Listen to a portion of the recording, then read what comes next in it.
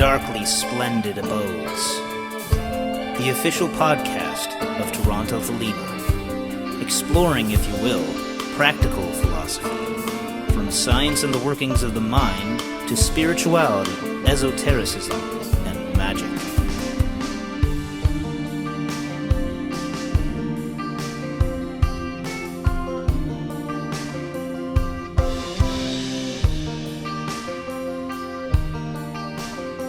Stooping down, dipping my wings, I came into the darkly splendid abodes. As we bring Season 3 to a close, Michael and I will once again reflect on our favorite episodes, as well as what we foresee for Season 4, in what's fast become the least listened to episode of every season, the check-in episode. Do what thou wilt shall be the whole of the law. Love is the law, love under will. Yeah, no, I don't, I'm not desperate to say anything. I think we've had a great season. Thanks for joining us, folks. We'll see you next season. Oh, wait, okay. I misunderstood what you meant. This has been us for today. Yeah, no. Oh, man, you didn't get all my room tone? You didn't get my room tone banter? That was some hot stuff. No, I got that. That was my A material. It's all downhill from here. Yeah, so this is our final episode for Season 3. Yeah, and so maybe it helps that it's not that we're going to change format really. We're still going to be aiming for 2-hour episodes, still once a month, still oriented around, a piece of text. So if people have text, nothing by anyone who's alive, but if people have text by dead people that they want us to read, we tried doing somebody who's alive. Just the last one, we did that little article that, but that was mostly just to bash the article. That was so long ago, I forgot about that already. That was helpful, I think, to talk about that. But we're going to try to do longer seasons, I think. Mm-hmm. So we're gonna try to do like 10 episode seasons instead of 5 episode seasons. And so we'll run 10 months of the year, and it'll actually feel like, and then whatever other talks you have with other people intermittent to that, we'll broadcast sort of as they come up. Are you still doing regular features with people like Edward Basin and Rosemary and stuff like this? Yeah. So I'm always open to doing talks with other people as well, but Rosemary and Edward both are still regulars, and yourself, Of course. So now that we're completed Season 3, people are starting to actually find out about the podcast. So that's always nice. Yeah, no, it is nice. And having that long break between Season 2 and 3 was sort of an unfortunate necessity, but now hopefully we'll be ready to roll. Mm-hmm. This is the last of our pre-recorded ones, and starting next month. Next month is July, I guess, probably. We're gonna start rocking them out as we manufacture them, so people can expect more regularity on the feed. Look, we ended up by accident. The only thing I said I didn't want to do this season was another series, and we did a whole series on sort of thelemic attainment, and I found a lot of it very surprising. We talked both extensively about the HGA attainment with our paper on Liber Samic, as well as about crossing the abyss with papers on the Black Brothers and on, I think, just the abyss itself, right? Did we have anything on the abyss itself? Perhaps not. And then we talked about the dangers of mysticism paper. So we've done we've had sort of a good summary of what the condition for success is in Thelema. Yeah. How do you feel about that? Did you learn anything new this year? Yeah, well, I mean, we also had the 3 schools of magic, and I think that's right. That helps quite a bit, because there was an underlying theme, as you say, like just to use that as a rooting source. The idea of thelemic attainment is you can't really ignore the idea that is presented in the Three Schools of Magic letters Mm-hmm. in Magic Without Tears, because just the dichotomy between the black school approach and the white school approach is something that's really important to keep in mind. Right. Just the Yeah. idea of, as we were talking about in our last episode on the dangers of mysticism, that are described by Crowley, and some of the things that we observed in that article that we were looking at are some of the things that sneak up in your blind spots. And the whole idea that Crowley's getting at in the dangers of mysticism was that magic is a good kind of corrective for those dangers. Mm-hmm. Yeah, nihilism versus what I'll naively call self-realization for the moment. Although what kind of surprised me about the especially the Liber Samic paper on the HGA attainment is the degree to which it centralizes dissolution, that we're overcoming the self even that early. Because I think the way I had talked about it before to people who were curious is that Thelema sort of starts out as a magical, as like a magical thing, as like a black brother thing, almost like a black school. And I mean black school in terms of like the way Satanists and Luciferian think about it, like self-worship. Mm-hmm. You start out with goals, and you attain the knowledge and conversation of the holy guardian angel, which is the crown of all your magic work. And then you become you, and you have your true will, which is this thing that you're meant to do. And you go out as the god of your own, cosmos, conquering and to conquer, and just fucking rule as an Adeptus Minor. And then a little further up the tree, Thelema becomes like a white school thing, where you're much more focused on mystical attainments, on self-denial, and you have to, of course, famously as a babe of the abyss, you purposely deny everything that you are. You throw away your holy guardian angel, all of your attainments, and you sort of become nothing and try to stay nothing as you cross the abyss. And so I sort of thought of Thelema as this two-stage process, beginning with magic and then continuing with mysticism until you had attained the highest rank of both in both sort of projects. And if someone who were a beginner came to me and described it that way, I wouldn't have any serious problems with that. Except that the Liber Samic paper is really also about abolishing the ego. You just do it in a slightly different way by invoking the angel so hard that you can't help succumb to it. You try to protect yourself and are unable to do it because the quality of your invocation has been so profound. And so, like, you're obliterated into Ferrith, and then you're obliterated again in what's wrong with me, Kithahok Mabina. And so I know I found the whole thing very, very surprising, and it was nice to get corrected. I mean, I don't know. I have more to say about that, but maybe I'll give you a breath. No, what do you think? That's an interesting perspective and an interesting sort of way to look at things, because I think that's probably a common enough way of laying out what Thelema is from, the initial standpoint, the idea that it's like really about, I'm on the verge of saying deifying the self. Yeah, that's what I said. I think that's fine. Except it's just not what we discovered this season. Yeah, it's that's the thing. It's like that's a deceptive sort of conception. It's not that it's necessarily. Well, basically, it's not so simple as that, especially at the outset. It's maybe there's things that you're doing that are building the self into a temple, but the temple is not the same thing as the God that indwells it. Yeah, well, that's an interesting point. What's that thing we read about? You have attained the I can't remember what it says, but it, you attained the four elements, the seven planets, the 12 spheres of the zodiac, I don't know, the 52 tempers, the 100 graces, the 75, it's this list of stuff. Mm-hmm. And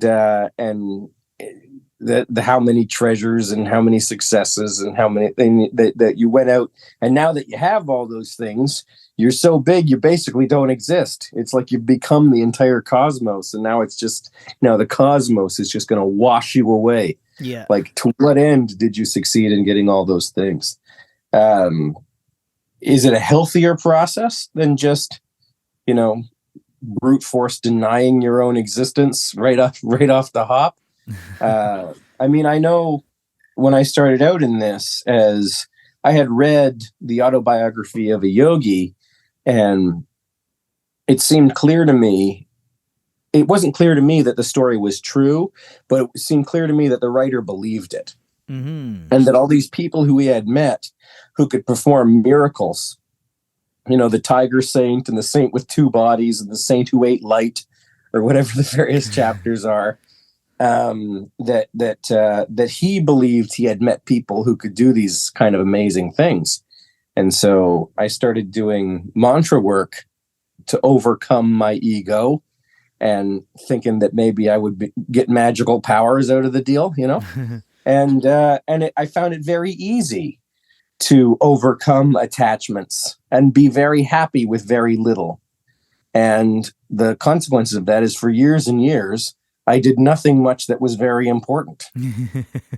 Sometimes I was depressed, but often I was very contented, doing very little, and had a fairly meaningless life. And then for the last 10 years, I've been doing Thelema, and maybe more anxious, because I have things I want now, and I'm trying my best to get them. And sometimes it doesn't work out, but I feel like I'm in a healthier condition. Yeah.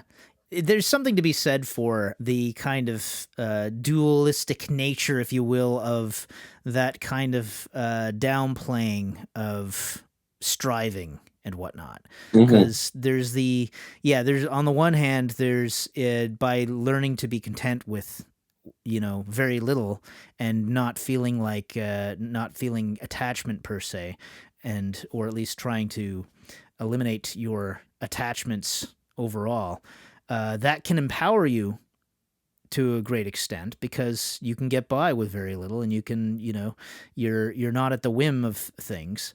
But at the same time, that's a good way to, going back to the whole mindset of like gurus who kind of take advantage of their guruship and whatnot, and we end up with like cult leaders and stuff. It's a very good way to abuse people and enslave them, Yeah, I mean, going back to this thing of the Thelema as a sort of system of self-overcoming, though. I mean, the definition of magic, the magic is the science and art of creating change, conformity with the will. Causing change and conformity with the will. And certain things that Crowley writes anecdotally about doing sex magic rituals, and then trying to get a little bit more money, or like or the active will, where again it's financially related, but like let's say you're $10 short on your rent, and you're not going to be able to pay rent anyway because you're $10 short. He says, you just take all the money you do have and you blow it all in one night. You throw yourself a big party and just know that everything's going to be okay. And the important thing about this is you were already $10 short on rent. So, it's not a matter of scraping together $10. You're going to get evicted. So, but if you just know with your whole heart and no reservations that everything's going to be okay, you throw yourself this act of will style party, cocaine, hookers, snooker, the whole 9 yards. Yeah. And then some lawsuit comes out in your favor, and you get a big check the next day in exactly the amount you would need to pay rent. Yeah. And so there's all these like little anecdotal things like this about how to get stuff. and we spent the first 2 seasons reading larger papers about Thelemic philosophy and about Thelemic practice.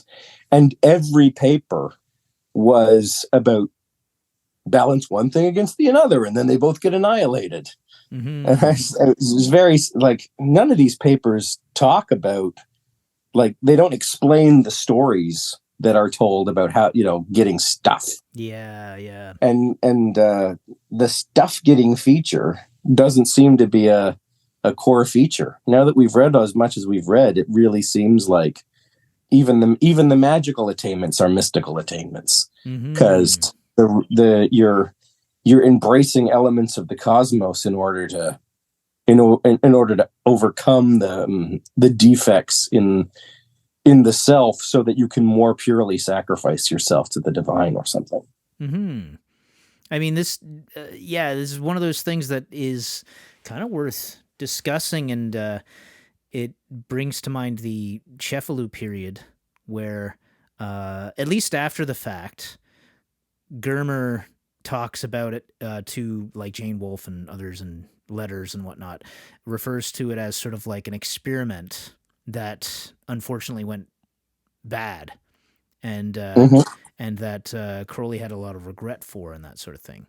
I don't remember reading Crowley talking about it that way, but Germer knew him pretty well and everything, so presumably he's speaking from, direct discourse with Crowley on the subject and whatnot. And I think a lot of that sense of it being kind of a failed project, I think, came from Leah Herzig and Norman Mudd and even Frater Achad, who wasn't really there per se, except in spirit maybe. But those three kind of reading themselves into the Book of the Law and getting really caught up in it, and from Crowley's perspective, at the very least, going off the rails and that sort of thing. So I think it's the impression seems to be that the Cefalu period was an experiment in really fully engaging with the literal reality of everything in the Book of the Law and trying to manifest things based on that, and then things going kind of bad. And there's a lot of his sex magic diaries come from just before that period and leading up into it and whatnot. And, that's right. Yeah, that's the kind of thing that's like, hey, that we need to be able to look at that with critical eyes and understand it better. And much of the stuff we've read that are about this kind of overcoming, self-annihilation sort of stuff are also from that period, right? So it's all, in my mind, sort of part of the same thing. And the other thing, just another little nuance that I thought was neat. We talk about ascending the tree fairly regularly. We know it because there's the AA system is built on that model, and the Golden Dawn is built on that model, starting in Malkuth and climbing up. And so Crowley's little sketch of what mysticism looked like, marrying Chokmah to Binah and coming down the tree, the self and the not self wiping themselves out and sort of creating a universe somehow. Yeah, using doing the Tetragrammaton as the That's what we were looking at in the 8 lectures on yoga, lecture 1 of part 2. That's right. So there lots of the differences between the HGA operation and the Crossing the Abyss operation, and between magic and mysticism, it's all surprisingly subtle. And it was interesting to learn lots about that in a nuanced way. Yeah, and it's interesting to, like, it kind of lays out the project of Thelema as, yet again, it's important to think of it, I think, if I understand correctly, as an oscillation as a constant going, not as Mhm. this is one of the things with the mystical path, and I think I would read it into the dangers of mysticism, is the idea that you're attaining to some kind of condition of stasis, like you attain enlightenment, period. Mhm. And then from then on, you're an enlightened being who's beyond.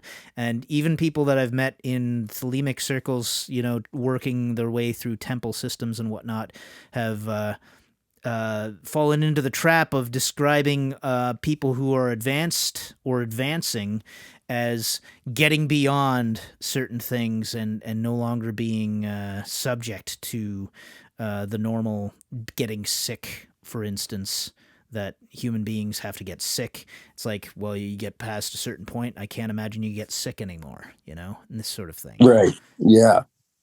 What was your favorite episode this season? It's a tough call, but I'd say probably the Three Schools of Magic, Mm. just because it's always nice to re-engage with that subject. And like I say, I feel like as much as any one of these episodes that we did, you could almost say it gets to the root of what the theme of the season was. The Brothers of the Left Hand Path, that kind of hits on a lot of Right. what came up with each episode. The dangers of mysticism, that came up with. They're almost all talking about the same damn thing, but the Three Schools of Magic really kind of elucidates in a clear way, almost like the tree itself, and then the others are like the branches of that. I think mine was the Liber Samic episode. Mm. It's the one I liked least while we were recording it. Yeah, I that's the think I was irony. getting, I think I was getting quite frustrated somehow during the recording. I don't know exactly why. But then when you cut it together and I listened back to it, I thought it was great. I thought it was a good summary of the subject and funny and connected.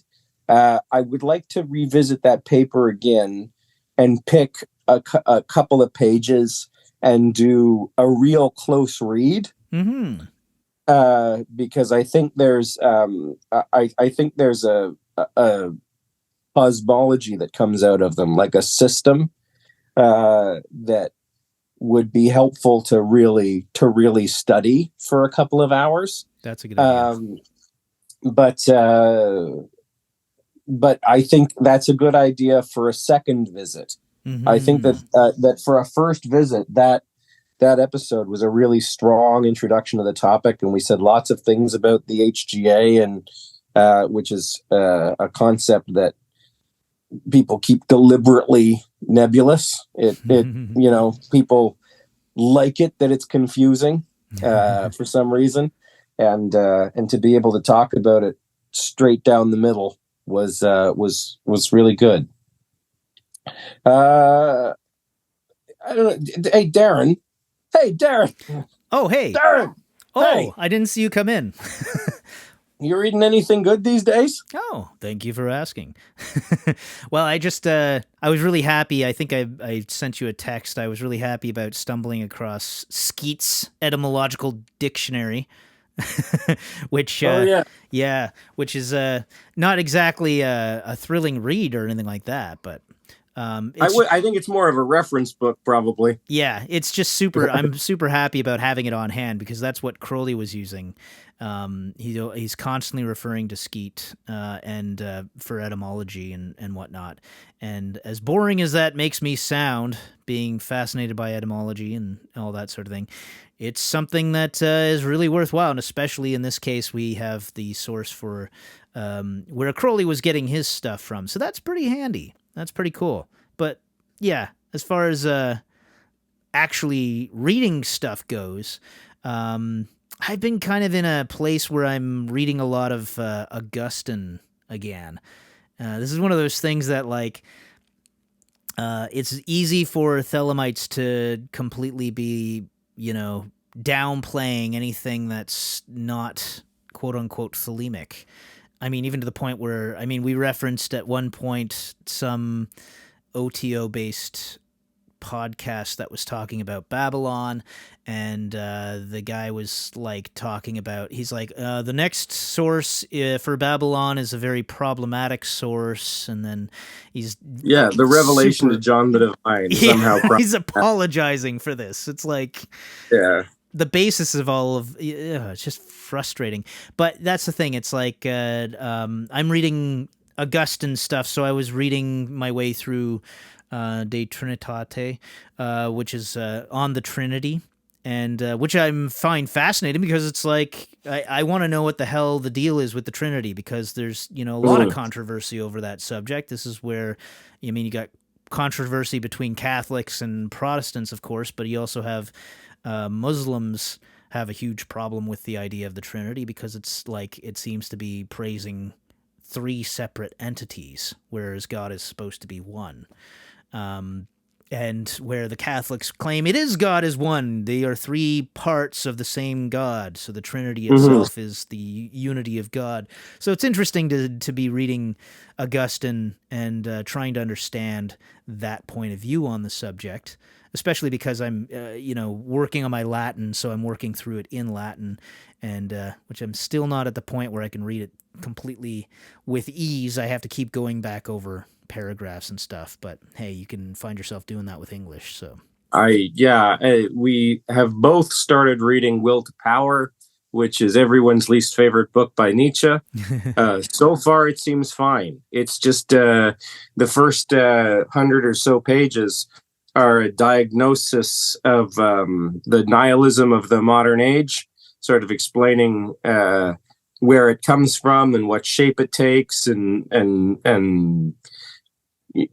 the psychological and political forces involved. And I find myself able to discuss very few passages.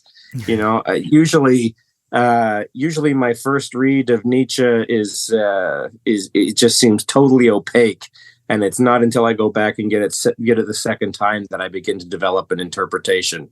So if you're reading and rereading in Latin, I mean, you're doing no worse than I'm doing in some English, and it's probably helpful, to find to be forced to look up certain words rather than just assuming what they mean or what the author. It really does give you a different perspective when you're doing that, like having to look up words, even in, like, we're looking at Crowley, for instance. People constantly have difficulty with Crowley because it is dense and it's super self-referential and all that sort of thing. But doing this podcast and actually reading up on all the stuff in these papers that we're looking at and everything, I've gotten some really good habits out of doing this. Do you have anything wise to tell us about the Trinity? Not yet. But I'm also I got a book of Augustine's letters, and that another one of the things that I'm interested in there is getting the lay of the land at the time, because one of the things I find fascinating is the evolution of the church and different veins of thought within Christianity and everything like that, and the way that it developed and the way that it schismed into different groups, and the way that certain things became doctrine and other things were heresies, and the way that social groups and politics played into it and everything like that as well. Incredibly boring sounding stuff, but super pertinent to the evolution of Thelema. So it's basically, we already have precedent for how things can evolve over time with philosophy or religion or both. And that's something I've always been fascinated ever since I got involved with groups in Thelema. I've been watching that be an incredibly important aspect to things, is how they unfold in these kinds of ways. And I think it's very interesting to be able to look at, you can see it in Islam as well, or any other group for that matter. You can see how things evolve over time and these predictable kinds of schisms and things that happen. And we can take that and look at Thelema.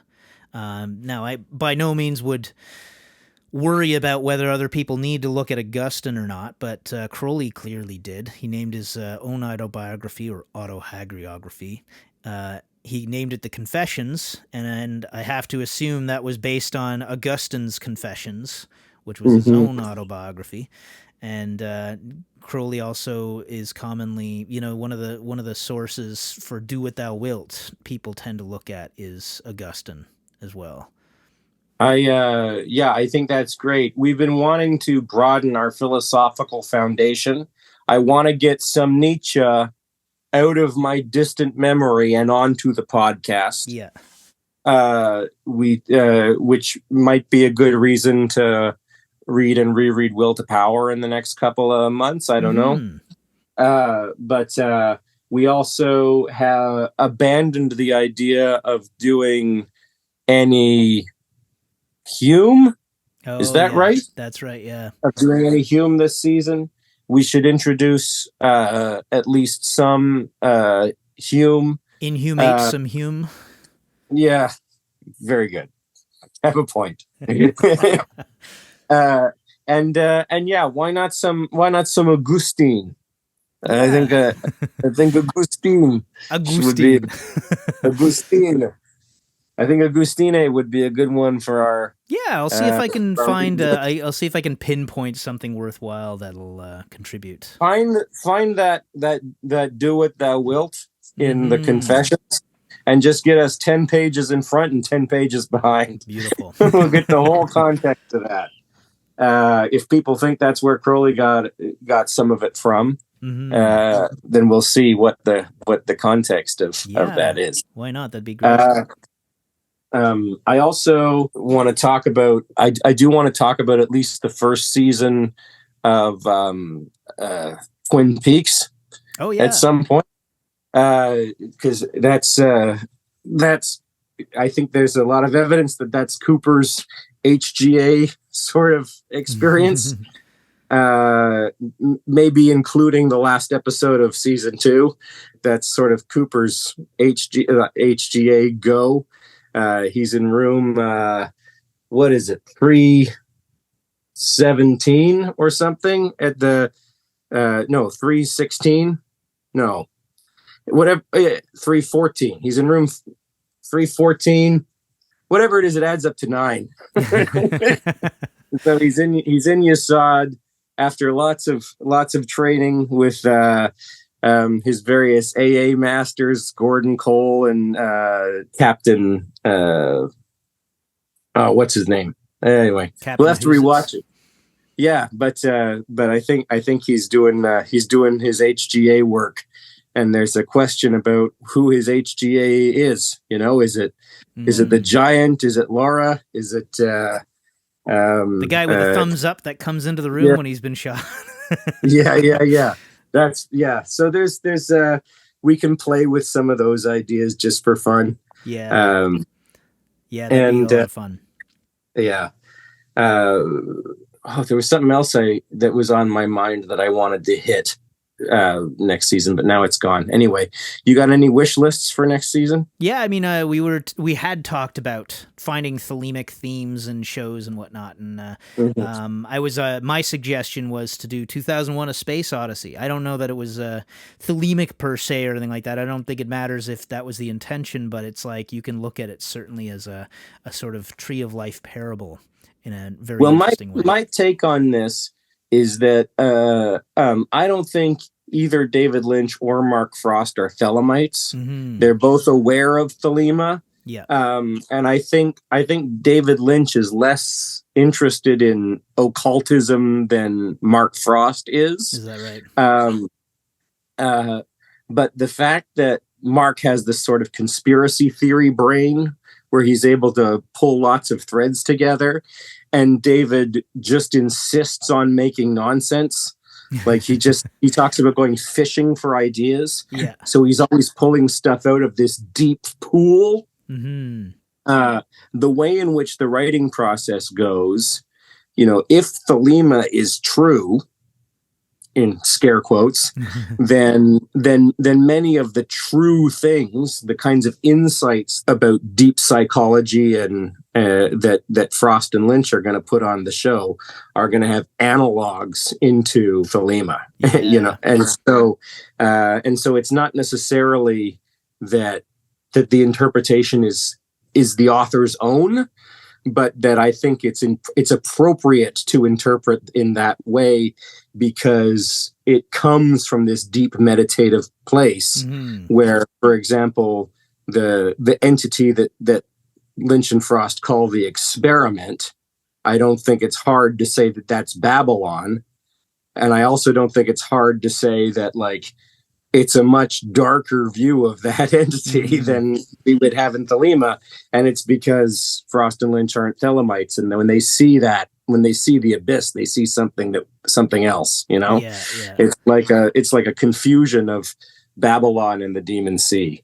And so, and I think that the way that certain other kind of very psychedelic, very abstract sort of what's the word where dream consciousness bleeds into waking consciousness. There's a word for this in art, surrealism. Other very surrealist works can be interpreted can be interpreted along thelemic lines in a way that might can be extrapolated. In a way that, so yeah, I'm totally fine with looking at Space Oddity. Cool. It's Space Odyssey, but not the David Bowie thing. Yeah, we can do both. Yeah, we can do both. So yeah, do you have any guesses, if you want to do any predictions on what the theme might be that comes out in season 4? Well, here's the question: is whether or not we do end up doing as many peripheral figures as we've just as we've just said. And if we do, I think the theme will have to be something around autonomy, like, states' rights versus state rights, natural rights versus state rights, or something about human autonomy, something about human psychology, because we're gonna need to find bits and pieces of all of these philosophers who may have fairly disparate views, but that are going to be relevant to Thelema. And if we do something like one of the most famous Hume pieces is this 3 dialogues on natural religion, which I'm not sure if that's the one we take on. I don't know whether or not it's going to be the one that's the most relevant for what we want to discuss in terms of his influence on Crowley. I might be wrong. It may be like, maybe Thelema is the natural religion, but maybe using these philosophers to kind of orbit the drain around around Crowley's paper on duty or Liber Oz would be a way to go. What so are I can people... circle the drain around the duty. Great. It's like you designed that. Mine is what your mine is too. But something about, what are human motivations, what are our obligations in respect to other people, and which is that would be actually an interesting sort of thing to find elucidated through our discussions and whatnot, because I feel like most people that we tend to encounter and discuss any kind of thelemic political ideas with would tend to not really have that much clarity about how politics really works in practice, in reality. I know that might sound a little bit condescending, but I mean, it's one of those things, people tend to speak pretty reactionarily in terms of politics, There's words in the Book of the Law, like the word slave, which are unpleasant words, Don't love this word. Also, this thing about will as a fundamental force, and I think one of the things that was missing for me, coming into Thelema was realizing that there's this whole philosophical tradition going right back to the beginning around the word slave, or around the idea of will. Different bits and pieces like this, where Crowley is not innovating and not just being a shit, but that he's trying to contribute to a conversation that's been going on for 2,500 years about what freedom means. And if you're going to talk about the condition of freedom, you also need to talk about the condition of slavery as to be like, what it's juxtaposed against. And so it would be good to get more involved in some of those questions to understand better where Crowley's coming at. Yeah, I mean, the often cited is the Liber Oz, which is a set of pithy statements about the rights of man, and the idea being that man has the right to do all these things, and so such as like eat, drink what he pleases, wear what he dress as he pleases, and such controversial things as he can kill those who try to thwart these rights, and move across the face of the earth as he pleases, create, etch, draw, write, craft as he will, all these kinds of ideas, and the distinction between things like natural rights and state rights is kind of an important one to at least have some kind of comprehension of before just willy-nilly trying to invoke rights such as this. Yeah, I mean, when people think about rights in the colloquial sense, people want to talk about gun rights or speech rights, or, whether or not healthcare is a right. It was fashionable for a little while to talk about housing as a human right. And I would say, well, what justifies housing as a human right? And one person said to me, well, because it's fundamental, because everything else that we think of as a right begins with housing. Like, you can't have life, liberty, and the pursuit of happiness without, having a place to live or something. And I found that a little bit dubious, but here, anyway, but these are all things that have been enshrined in law, right? Like, they're in various places. And Keith 418 would like to say rights are not gifts from the government. Yeah. And so there are things that under a constitution citizens have the right to have.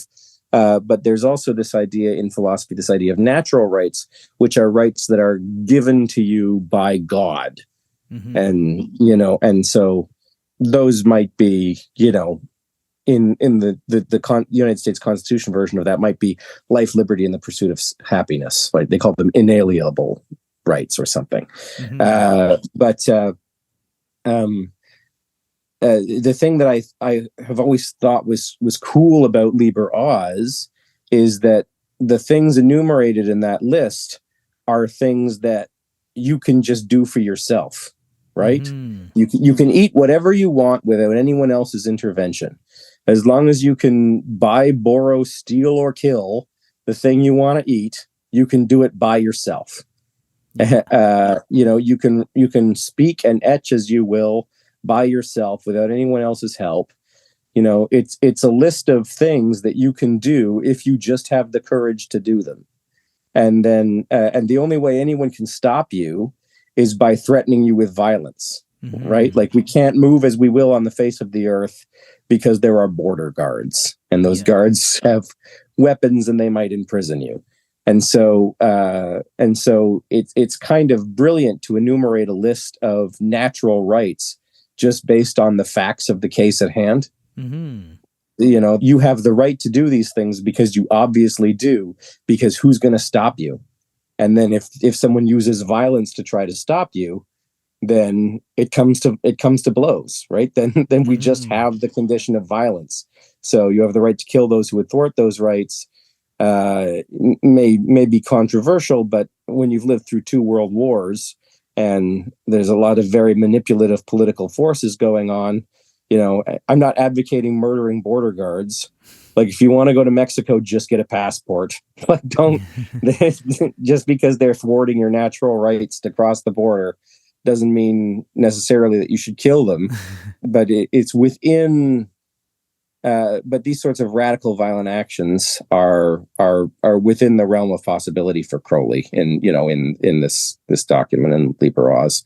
So I think it's interesting, to say that to say, because like certain other types of rights, like property rights, there needs to be a political system, and things need to be adjudicated. Like, you live in this social contract, right? Yeah. And Liber Oz shows us what our rights are despite the social contract. Yeah. And anyway, being able to be a little bit more rigorous about that, I think, than the way I've been talking about it here would be interesting. So we are at the end of a period of silence as we record this. I don't know if we've had much activity on our YouTube channel or on Apple Music or wherever else we've been. Is there any feedback to respond to? Let me just see how. Okay, I'm just going to read at random some of the comments that have popped up. It always seemed to me that Crowley's priorities as a writer never included accessibility. He wanted his reader to, quote unquote, work hard for it, and probably delighted in making the way uncertain. Crowley says somewhere, I can't remember, that it was very difficult for him to put himself in the mind of the average reader, because he had access to a certain level of education where he had been taught Latin and Greek at sort of, a fourth grade level. Mm-hmm. And I don't know to what degree he ever got beyond his fourth grade level understanding of Latin and Greek, but it was there for him as a foundation when he needed it. And various other things to do with, I think at a certain point he understood some things about set theory and other mathematical concepts. And when he tries to use them to prove things, he always gets it wrong, which is the disadvantage of not having an internet. But so I think he felt at a loss publishing for a popular audience. It's not that he didn't want to publish for a popular audience. I think he was often confused when he was writing, or at least this is what he says. He would write something that would seem perfectly plain to him, and then have to read it and reread it several times to think, like, would people understand what this means or not? I don't know. Yeah, and he would even use novelties to try and find a way to make it more accessible. Like, for instance, when he was doing book 4, so he had Sor Virakam taking down dictation from him. That's right. Later in life, with book 4, with book 4 is a little bit different because it's partly channeled a little bit, even though it seems like a straightforward text. He's writing it in collaboration with the wizard Amelantron, or whatever his name is, and then they're dictating it to the woman who's facilitating that channeling to sort of get the chapters out. Also, the Book of Thoth, written in collaboration with Frida Harris, mm-hmm. and the Magick Without Tears, where it's correspondences. Mm-hmm. All of these are an attempt to beta test the writing, right? Yeah. Rather than just writing and rewriting and editing myself, I'm going to have your average reader, read over it and tell me what sections they don't understand so that I can finesse them. Yeah. So in a way, he's very concerned with legibility. Yeah. And in some places, he says, like, oh, this was written by, he has all these alter egos and stuff. Some works are channeled, and some works are written with different attitude. And somewhere I read he prefaced saying, like, this is not by Frater Perdurabo. I have found Frater Perdurabo to be very opaque and very confusing. And so I'm going to let someone else write this. write this next piece. So yeah, I don't think that's quite right. I think it's difficult because the subject matter is difficult. Mm-hmm. You know, and what he's trying to drive at is a truth that's or a series of truths about things that aren't going to be easy to understand. You know? Yeah, and I think it's also partly because of his perspective as he's writing is I mean, inevitably when you're writing something for somebody else to understand, it's some people are just good at that, and Mm-hmm. others are have a hard time taking themselves out of their own, like putting themselves in the position of somebody else who's there trying to understand what's being said and that sort of thing. It's sort of like when we were talking about the paper that we were talking about on yoga and whatnot. There was that idea of, did you, like, the questions involved, do you feel like you have a stronger awareness than Right. other people and that sort of thing? And it's like, yeah, of course you do, if you've been specifically working on awareness, but somebody who doesn't have that same kind of work put in on trying to foster mindfulness and self-awareness isn't going to be able to pick up on the same subject matter because they haven't put that stuff into practice. It's like if I'm reading the same paper as somebody else on the subject of some obscure stuff about ancient Rome, I'm going to have a lot more going for me understanding what's going on with that, just because I've already put all kinds of reading time into that subject matter, So that's, I think that's one of the difficulties Crowley runs into with people coming fresh to his stuff, and that's why it takes several readings to get acclimated to it. Yeah, I mean, there's a lot of stuff that you need to know as a foundation in order to get to the place where he's innovating. Because he's innovating at a very high level in a complicated field. Yeah. And then also, there's a degree to which the modern reader will just disagree with a good percentage of the positions. And so to be sympathetic enough with someone to want to read them, to say like, oh, I really want to learn magic and this guy knows magic. And so I'm going to read this because I want to do it. When you encounter something that seems problematic, you're much, much more likely to begin to try to make excuses for it. Or to just ignore it, even like to just gloss over. Like, for example, the preface to book 4, Crowley has like 2 paragraphs on the blood libel saying that Jews in Eastern Europe still eat Christian babies. Yeah. And the first time I read that, I thought it was a joke. And then maybe I didn't get the joke. And then it was like 20 years later before I thought about it again. And I was just like, what? No, Crowley doesn't say anything like that. It just went out of my head, because it was so objectionable. I just forgot it. Yeah. And so in order to understand what Crowley's saying in a lot of places, you have to give up on the idea that you guys will ever be on the same page about certain stuff, and confront him as an antagonistic figure, while simultaneously understanding that he has a lot to teach you about certain subjects as well. So, our mentors,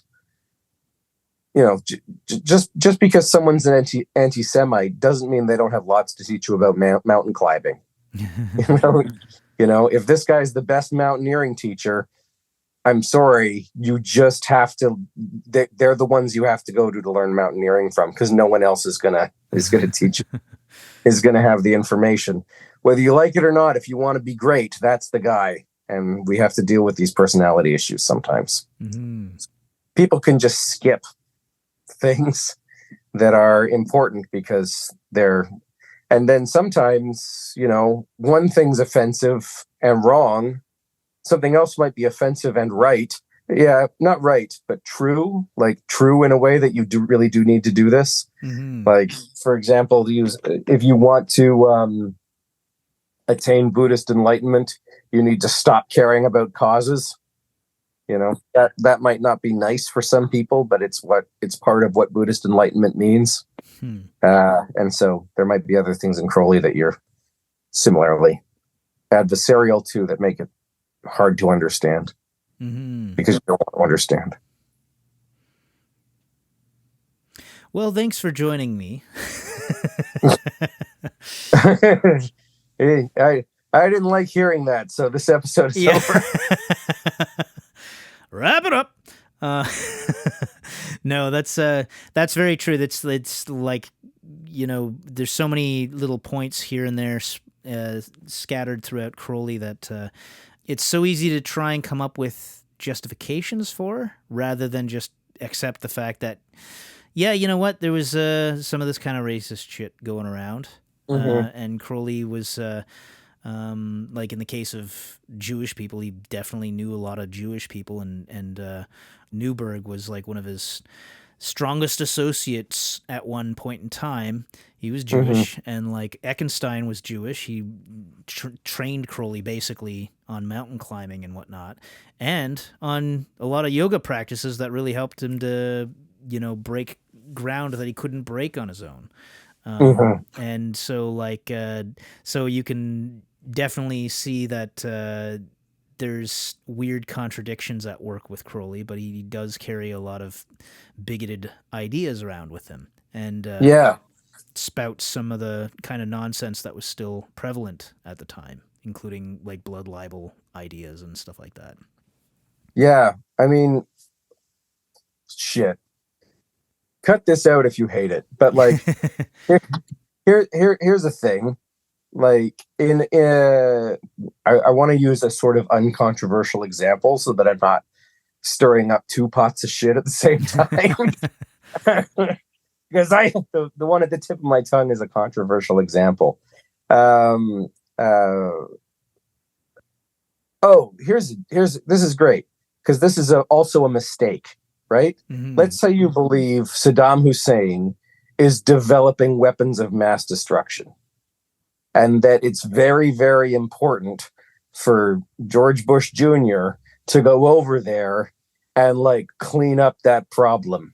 Like that there needs to be a military operation. Even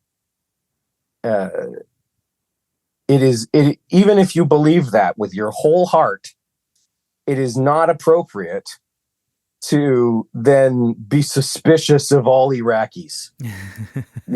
Yeah. Like you can't call your cab driver a terrorist. Yeah. Just because he's all, yeah. Just because, yeah.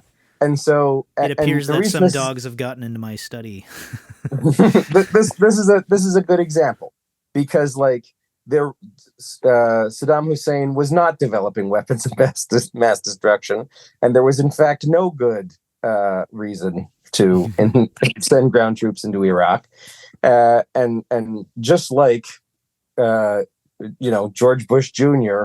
was being racist when he made that move. Crowley is being racist when he says that, some of the tensions in Eastern Europe are because some Jews are still killing and eating Christian babies. Yeah. Not all of them, but there's some groups in Eastern Europe that are still taking up this practice. And so in a way you could say Crowley's is setting a good example by judging individuals on individual merits and saying like, hey, this guy's a great guy. He just happens to be a Jew. I'm not going to accuse him of baby eating just because some Jews are eating babies. It's very difficult to recognize that our political enemies are not also, for example, anti-Semites. Here's the dangerous example I was going to use earlier.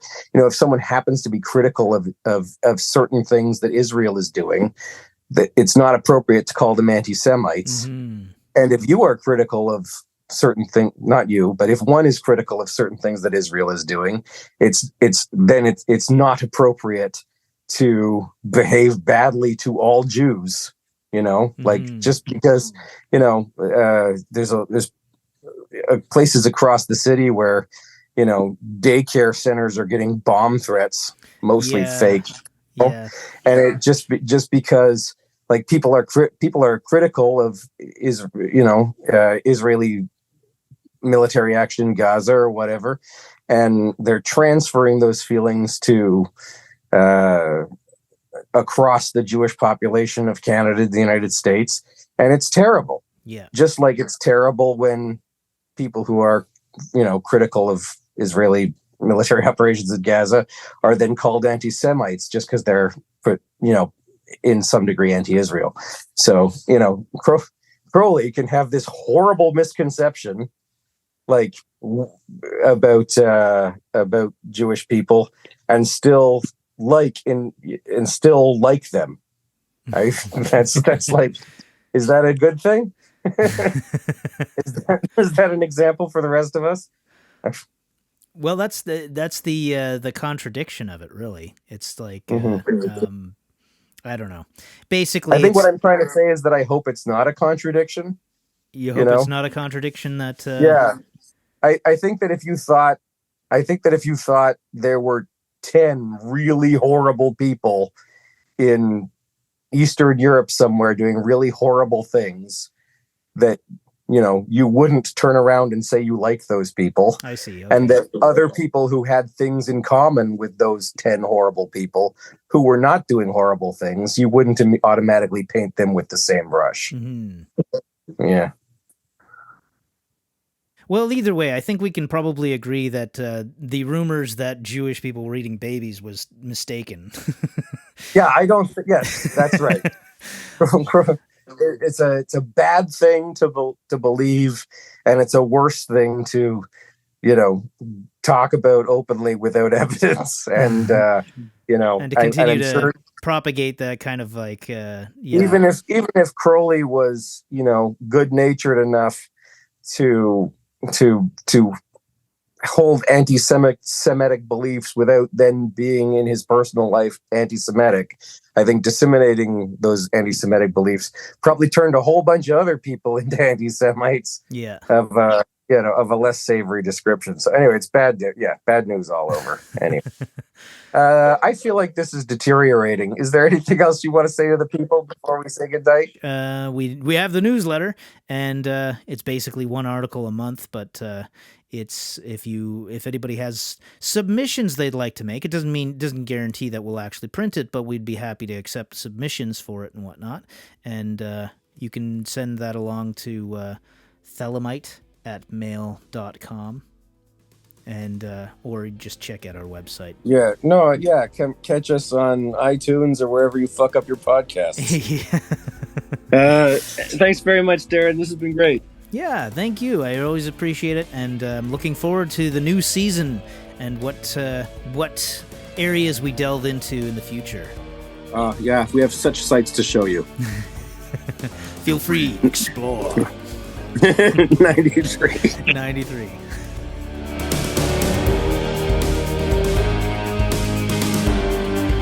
Thanks for listening. Look for Toronto Thelema on Instagram, Facebook, and YouTube. Watch for events in the city.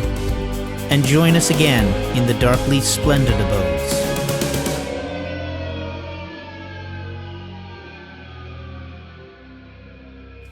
Can you do me a favor and give me some levels? 10 out of 10, 4 out of 10, 6 out of 10, 70%. I could probably dip it just a little higher. How's your headphone? Dip it a little higher. Dip it. That's a funk record. Dip a little higher by Shaka Khan. Dip a little higher. Dip a little higher by Shaka Khan. Coming in next on the Top 40 at 40. Shaka Khan. 40 at 40. Top 40 at 40. It's 40 o'clock and it's time for your Top 40. See you in another 22 hours. I'm going to cut all that out.